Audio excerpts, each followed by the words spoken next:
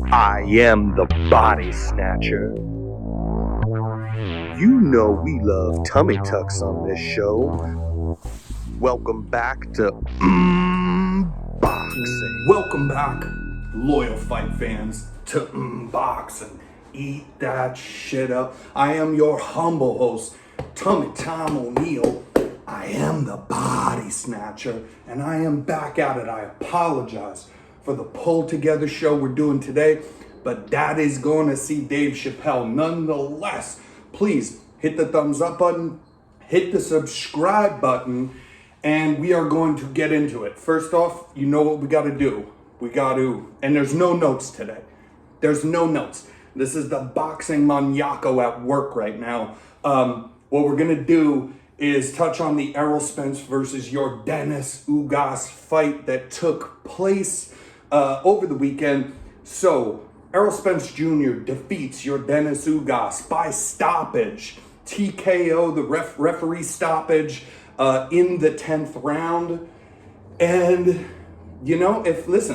if you guys haven't checked out, last week's show, please go do so now, because this is kind of what I pride myself in a little. It's not just picking a winner and always a favorite, so look at that.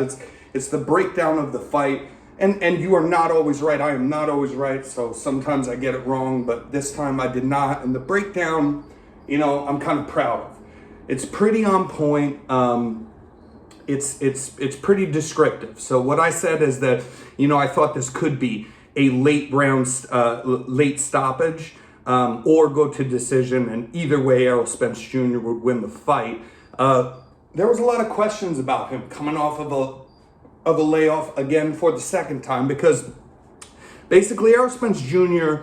was on top of the world already, and beat Mikey Garcia. Then he went by boxing, the smaller man who is a good boxer, purposely by staying on the outside to prove that he's a better boxer. He followed that up with defeating Sean Porter in his very next fight with the complete opposite style of dogging it out, all inside fighting all the way through until somebody fell. That person did end up being Sean Porter late in the fight, in a fight of the year contender for sure. I love that fight.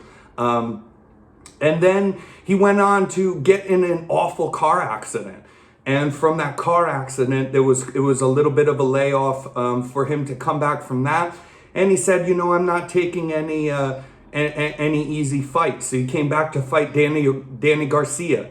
And he looked good, but he didn't look exactly like the old Errol. And it wasn't, to me at least. I mean, there's different narratives out there, but to me, I can get on board that he did not look like, oh, he's fantastic. Look at him. He didn't look like the old Errol Spence.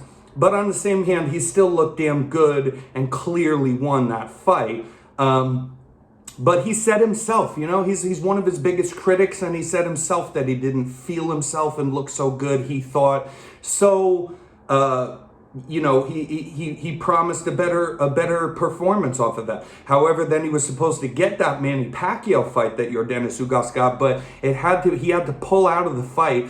Was forced to, because the doctor said, you're going to lose your eyesight. You have a torn retina. It's probably due to being from the car accident. Then he got in a fight after with Danny Garcia. Could have been in there, or training that kind of triggered something. But he said it's a bad torn retina, and if you fight with it, you'll lose your eyesight. In that, it's a very good chance that you'll lose it forever, all eyesight from that eye. And it'll be a dead eye. So he didn't want to do that, obviously. So he didn't.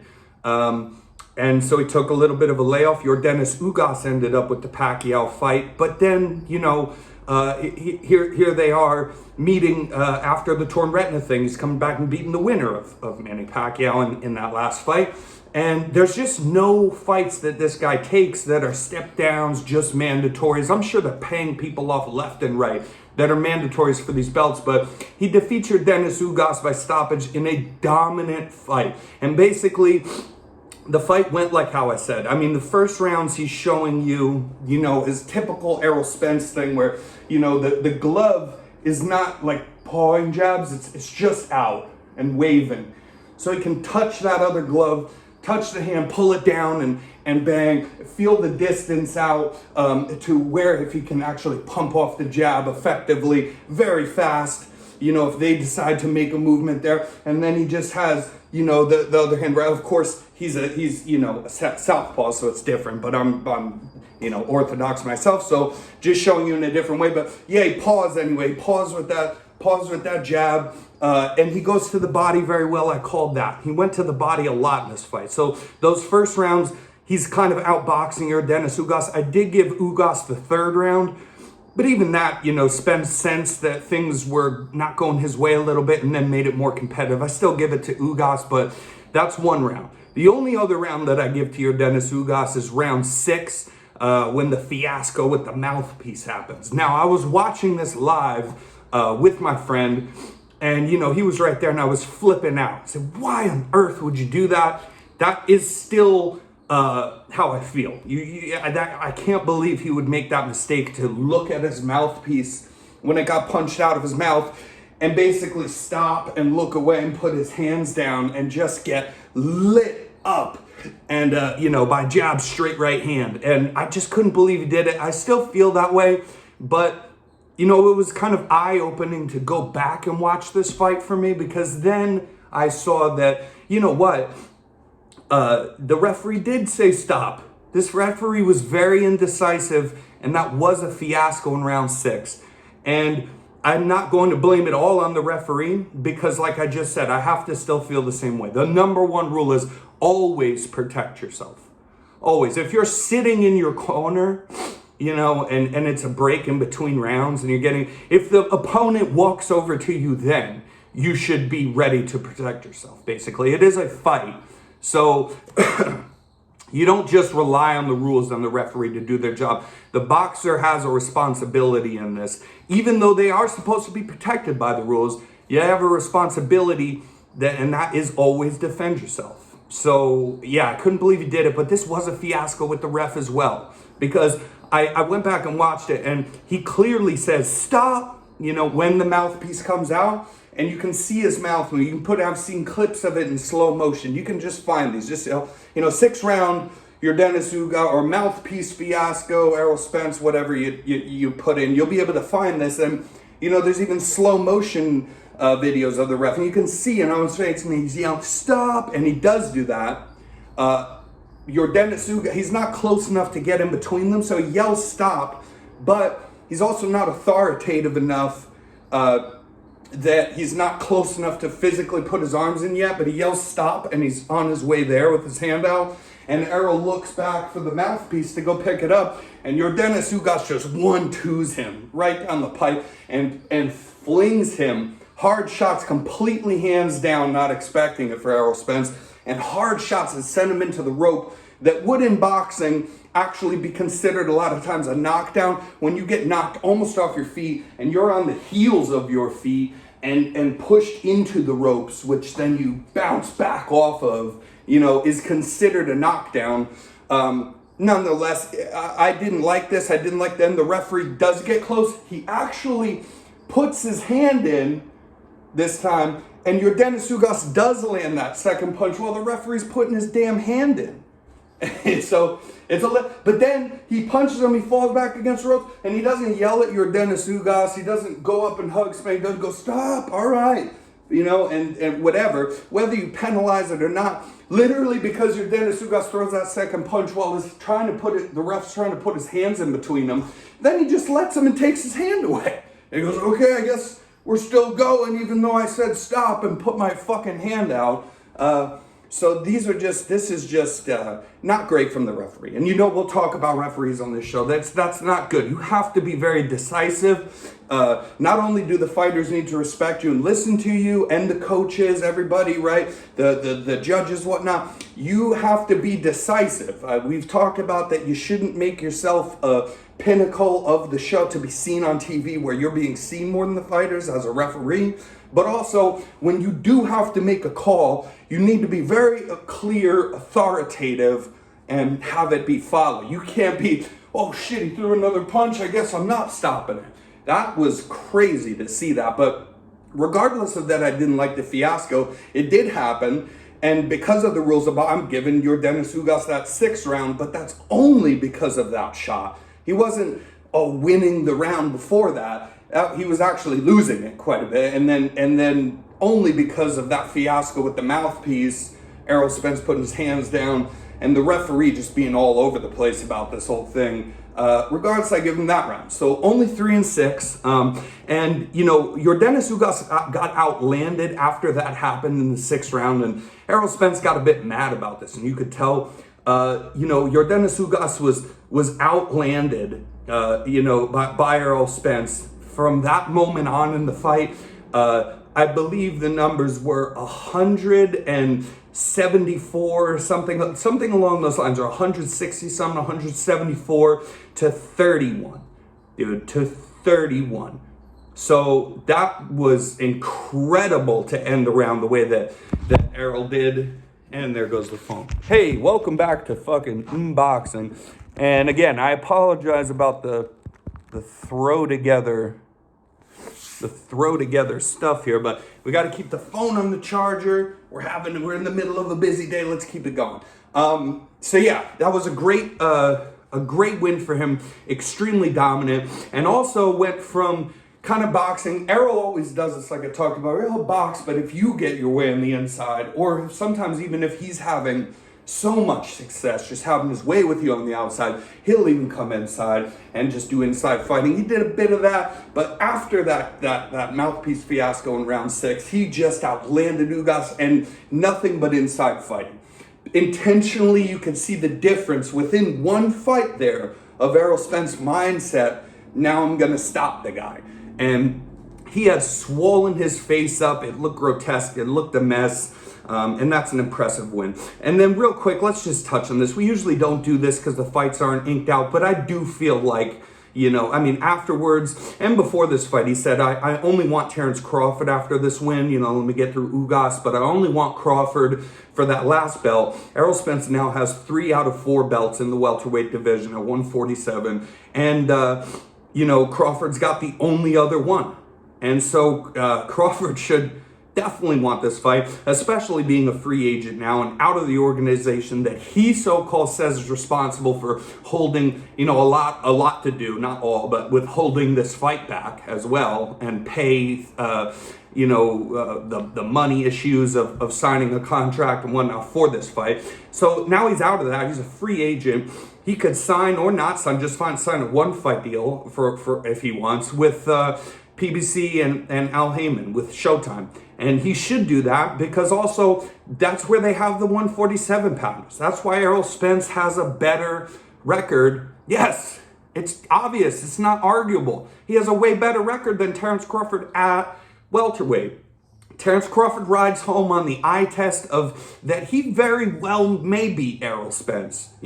Like I've said, I would pick Spence, but I would not be shocked. Because he's a fantastic fighter. He passes the eye test with flying colors, and he is very vicious because he not only can he box and switch stances, talking about Crawford, but he's very aggressive and he hits very hard, and he's carried his power up the weight class. But he rides home on, as far as resumes are concerned, on the fact of things that he did back down at 140 and unifying belts there, and the names of people he beat there.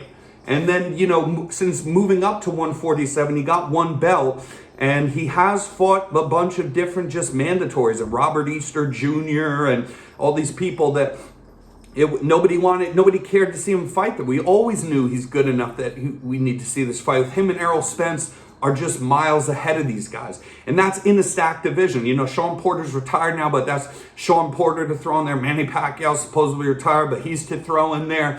And then you got still Danny Garcia. Then now you got the return of Keith Thurman. You got the younger guys in that division, like Virgil Ortiz Jr. is a younger up-and-comer in that division. A guy that might be all these damn guys, but who knows about right now, but a guy that might be all these guys, Jerome Boots Ennis, a younger guy, in that way. That's a stacked weight class, but the fact is, at least right now at this moment, none of those guys can see either guy. They can't. There's no sense in having any other fights now. And you're Dennis Ugas, who'd just be, that's another guy. But none of these guys can beat either Terence Crawford or Errol Spence because both those guys are such miles ahead of the rest of the pack, but that's why we need to see them fight. It's the only competitive fight. It's also just to unify the division with the only two guys that hold belts in this division at this point. And they did, after the fight, Errol said, again, I'm calling out Crawford, and I do want Crawford. It's the only fight that I will take, if it doesn't happen now, and especially because he's a free agent, free to do it. If it doesn't happen now, I'm just going to move up and we're going to forget about this. And God, I hope we see that fight. Boxing needs that fight. That is the biggest fight to make in boxing, is Terrence Crawford versus Errol Spence Jr. And it has been for a very long time now. That is our Pacquiao Mayweather. That is our Oscar De La Hoya Felix Trinidad. That's what this fight is for this generation. And it has been that for the last 5 years. That's the biggest fight to make in boxing. How about that? So I do feel like maybe I had almost lost all hope. I do feel like maybe anyways that we do get to see that fight now. And yeah, Errol's got a way better record than Terrence Crawford. You got to put him up higher on the pound for pound list until Terrence beats him.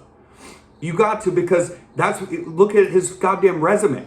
He beat Lamont Peterson. He beat Kell Brook and broke his face for the belt. Then he beat Mikey Garcia boxing. He beat, Sean Porter in a brawl fest directly after. He's beaten Danny Garcia. Now he just got the third and last belt besides Terrence's from your Dennis Ugas. He broke his face too.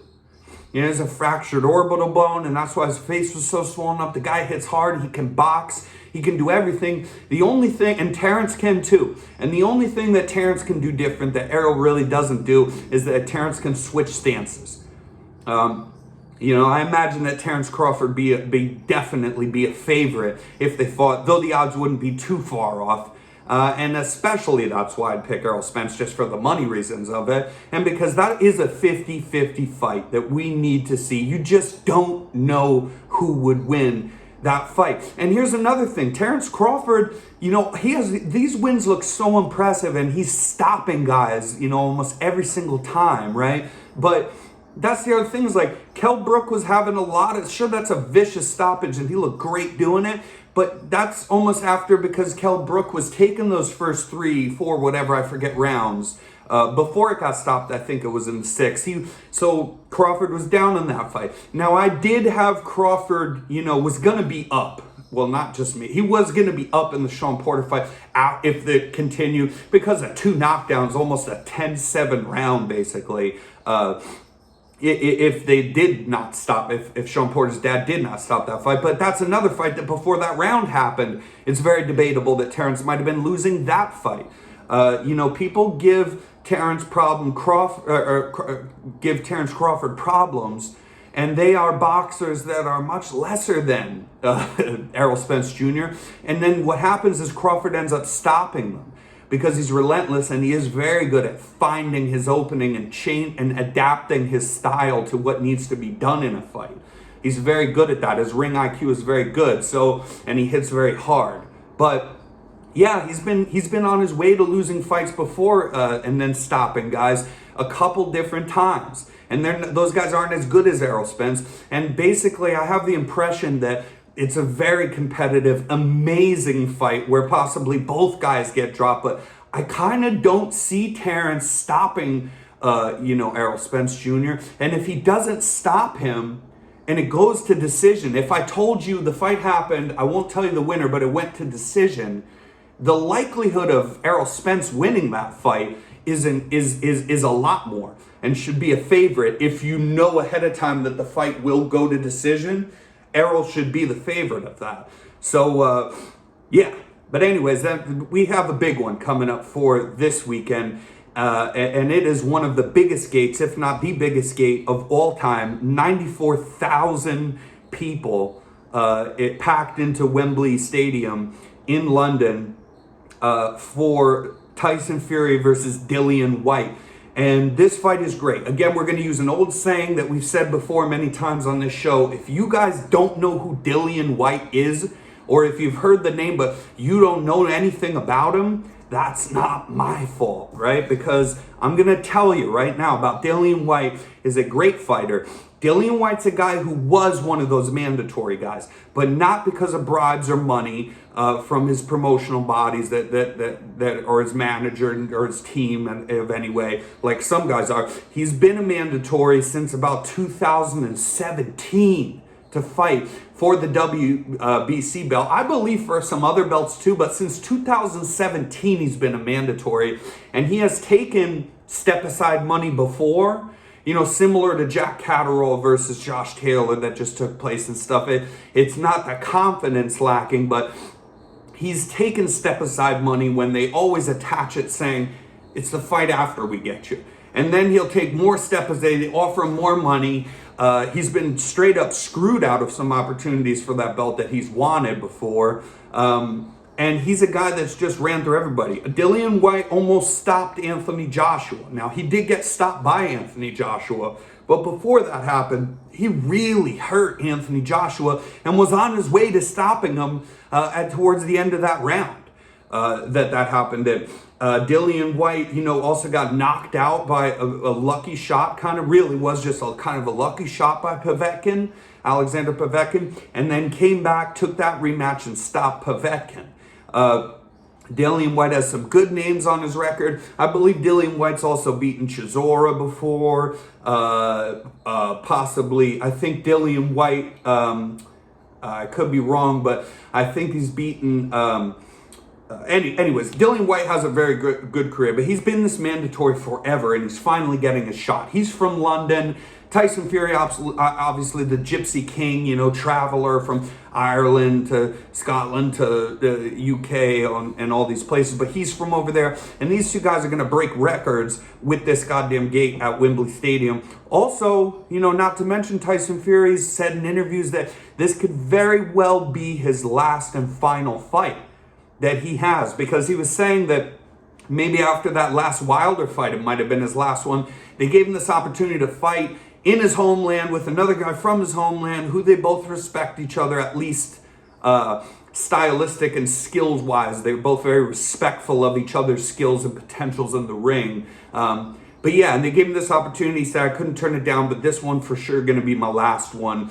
God, I hope not, because what I'd like to see one day is after Alexander Usyk, defeats Anthony Joshua probably for a second time, or even if Joshua wins, you probably run the trilogy because it's easy and the deals have been made before, and that's how boxing works, and then they both be 1-1. I think Usyk stays with these belts, whether he loses this next one, wins them back, or just wins again. Wouldn't surprise me at all. I think Usyk's a great fight to have with Fury, and the only reason that I might lean Fury in a close fight with Usyk is just simply because of the size, because the boxing IQ is both there, maybe even arguably better, even though Fury's an amazing boxer, maybe arguably Usyk's better with the angles that he takes on top of boxing precision and picking shots well. Only really the size might be the difference there, but I hope we get to see that fight. But if Tyson Fury beats Dillian White, and Usyk beats Anthony Joshua in the second time, I think you got to do those guys to unify all the belts at heavyweight, and then that can be, I agree with Tyson Fury's last fight, because his whole thing is that, why would I fight Anthony Joshua, which is the fight everybody's calling for? I agree with him there. I used to want to see that fight as much as anybody else. I was along for that whole ride of that fight potentially being made a bunch of times over with everybody else. But look at the resume. I mean, first off, so Fury's come back from all this, came back. He was great before it, at beating the undefeated, basically, Vladimir Klitschko at the time, and he was the first guy to do it. And then, basically retired from boxing, got drug addicted, got fat, all this stuff. He's come back, and since then, beaten some guys you haven't heard, some Tom Schwartzes of the world and things like that. But he beat up a couple of those guys, 2-3 of those guys. Then he had the Wilder fight. Then he had the second Wilder fight. Then he stopped Wilder in that second fight. And then he stopped him again in a thriller fight of the year for their third fight. And, meanwhile, Anthony Joshua, has lost to Ruiz in the middle of all of this stuff, and then came back and beat Ruiz, but he just stayed on the outside and played it safe for 12 rounds. It was like, wow, okay. Then he tries to, he just has a kind of a bad game plan against Alexander Usyk and gets worked over trying to box with him, not use his power or his size or bully him at all. And then you're going to ask him, well, what I would like to see him do is use his size and his power again. And you're going to ask him to do that against the biggest, one of the hardest hitters in Tyson Fury. Yeah, I think that's not as competitive as people think. I would actually say watch this Dillian White fight, not only because it might be Fury's last fight, but also because I do believe, even if I think, I'm picking Fury to win, I am, but I do think that Dillian White, this fight, will be more competitive than an Anthony Joshua fight at this point with Tyson Fury. He needs to go deal with Usyk, and then let's say matchmake here, you do that and unify with Fury and Usyk after this, and let's say that Anthony Joshua loses again, especially to Usyk, and you unify with those guys on top. You can also do these losers. You can do AJ and Dillian White number 2 would be a great fight, because like I said, the first one's highly competitive. But yeah, that's what we got for this week. Daddy's going to enjoy some Dave Chappelle later with a friend. He's coming live to the Moda Center here. I've had tickets for some months. We're going to enjoy that, lay back and relax tonight. And yeah, I also, the honorable mention, because again, no notes, we're all over the place this time, but amazing performance by Isaac Cruz against Yuriorkis Gamboa. I'm sure people just take home that Gamboa's older. On the on the undercard of that great Showtime card with Errol Spence Jr. versus Dennis Ugas. That co-main event, Isaac Cruz beats the brakes off Yuriorkis Gamboa, and I'm sure that people are more along the lines of, I did want to touch on this, of Gamboa's old, because he is older. He's like 40 years old. He's been knocked down a gang of times in his last fight. I think this is at this point in his career, he's been knocked down bad 20 different times. Just definitely should hang it up because of that. But still, even in this fight, when they stopped, I couldn't believe he didn't, he wasn't dead after all those shots. Gamboa has a chin on him, and Gamboa still can box. And Gamboa's the guy that, even though he's been losing, he went all the way with Devin Haney. And I forget if he went all the way or damn close to all the way into the last round with Tank Davis, so the hardest hitter possibly of that whole weight class. So, don't undercount this win.